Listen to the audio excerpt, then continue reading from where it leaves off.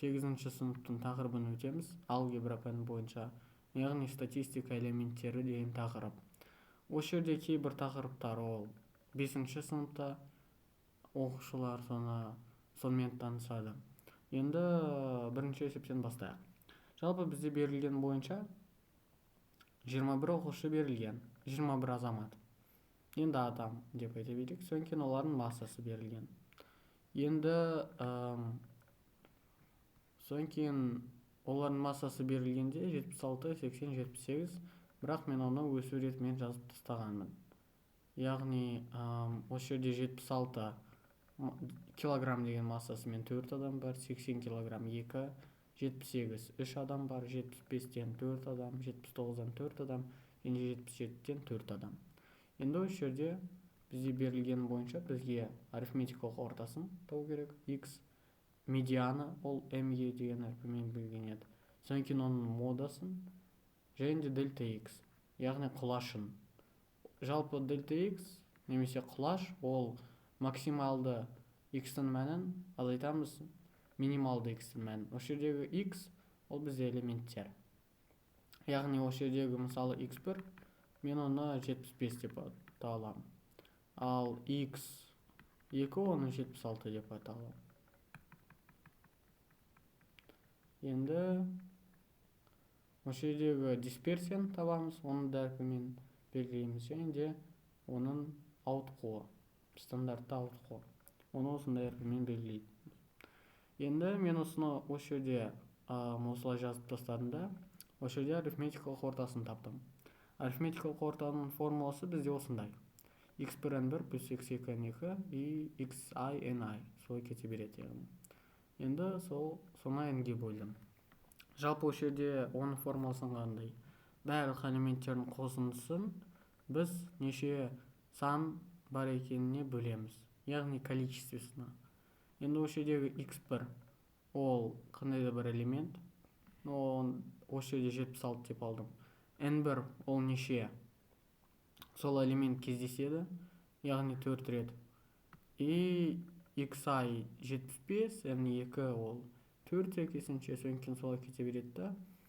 И вот. Осы жердегі n ол n1 плюс n2 плюс кете береді ni-ға шейін. Яғни мынау n1, мынау n2, мынау ni-ның қосындысы.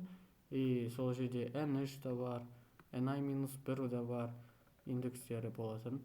Сол n-ға тең қосындысы. Енді осы жерде біз x1-дің орнына 75-ті қойдық.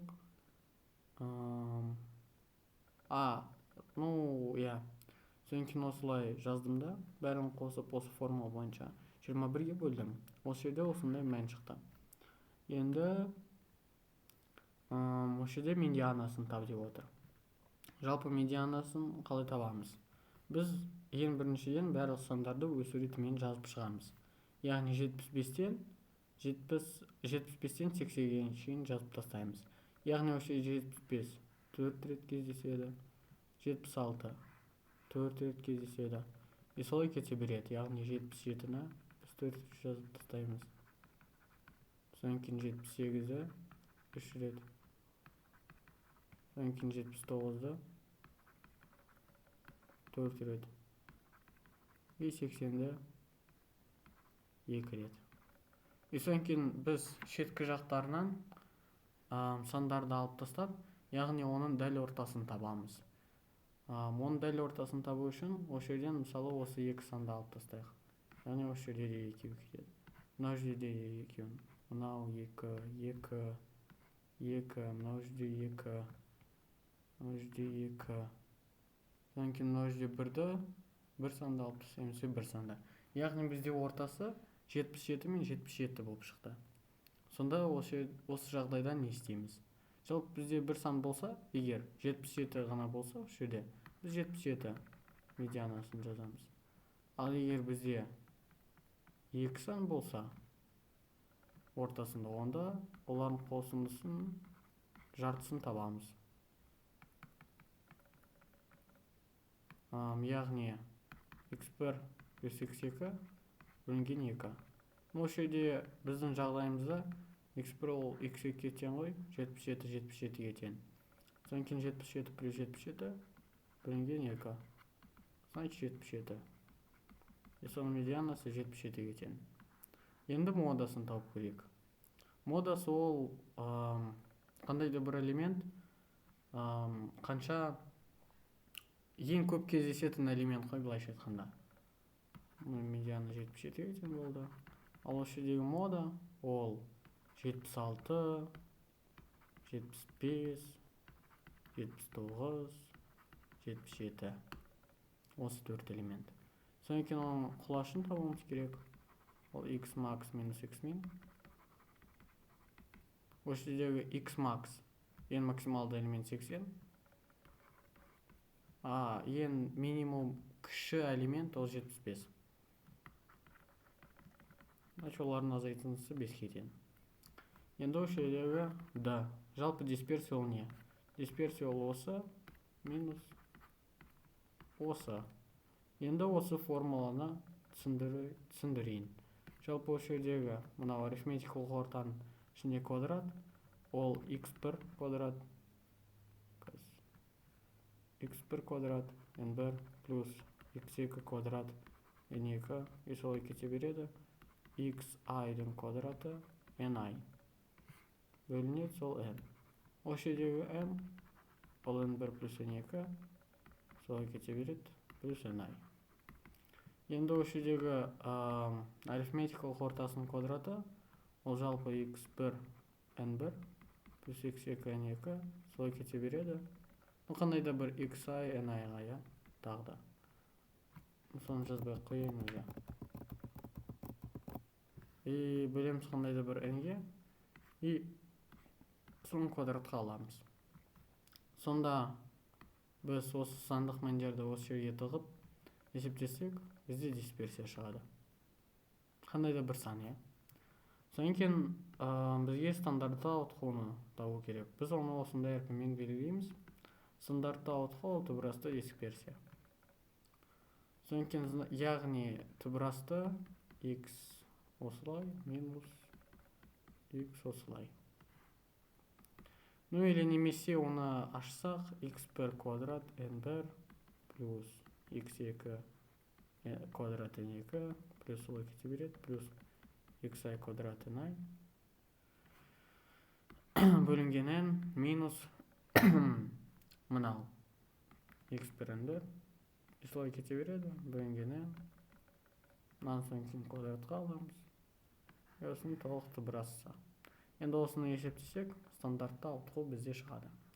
Енді келесі есеп бізде дәл солай. Бізде арифметикалық ортамен табу керек. Медиана, дисперсия, және стандартқа ауытқу, мода және құлаш. Яғни ештеңе өзгермейді былайша айтқанда. Енді келесі есепке көшейік. Келесі есеп бізге параметрлік есеп. А параметрін қандай мәндерінде осы теңдеуінің екі түрлі нақты 10 түбірі болады.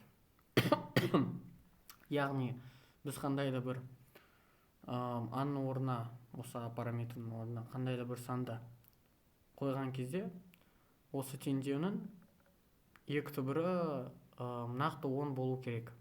Енді сол қандай А мәнінде сұрап жатыр.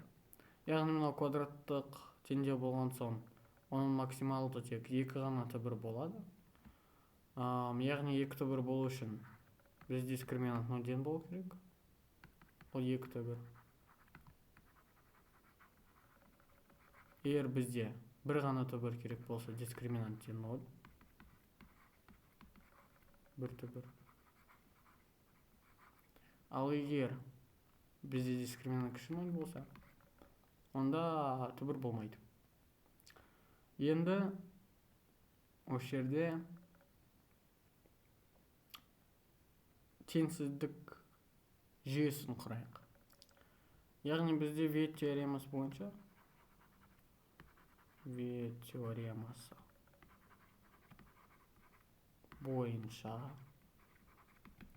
осы жердегі x1 плюс x2 ол 2a минус 1-ге тең. Ал осы жердегі x1 көзілген x2 ол 1 минус a-ға тең.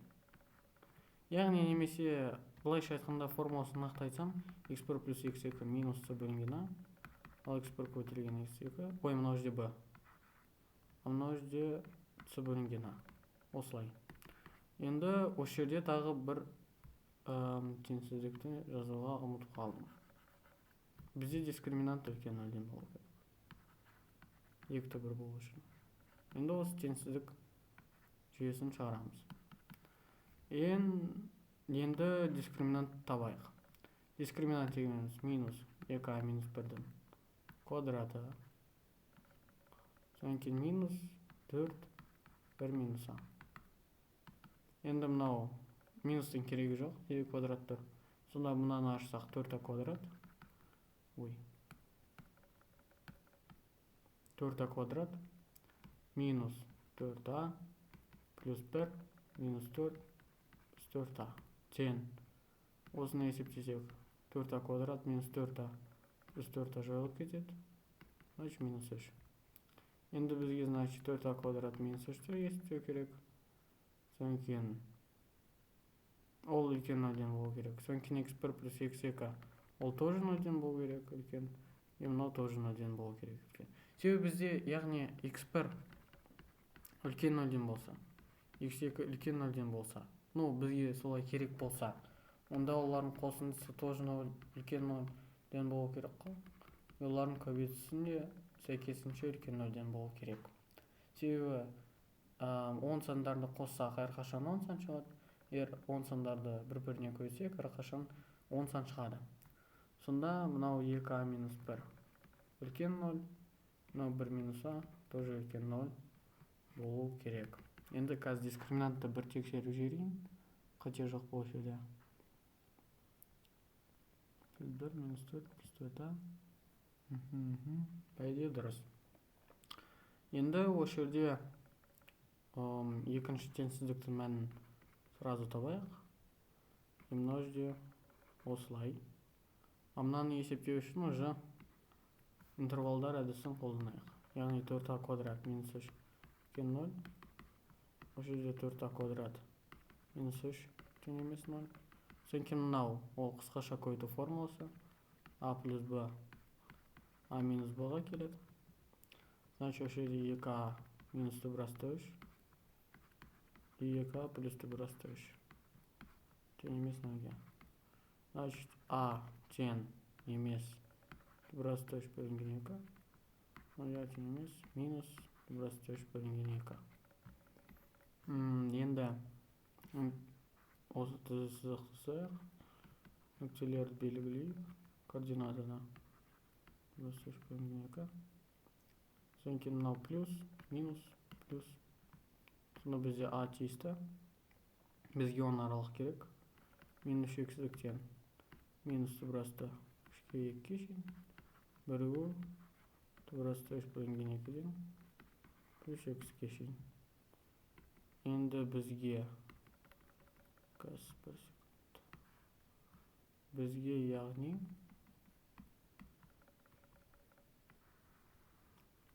осы теңсіздікті шешіп алу керек. Бірігу түбірасты 3 бөлінген 2 плюс шексіздік. А үлкен 1 бөлінген 2 и 1 кіші а. Вроде осылай, я? Енді осы жерден арифметикадан қате кетпесе, мынау 3. Онда осы 3 теңсіздіктің қиылысын алсақ, онда бізде ондай да бір аның мүмкін мәні шығады. Енді осымен болды. Баршалықтарыңызға рахмет, сау болыңыз.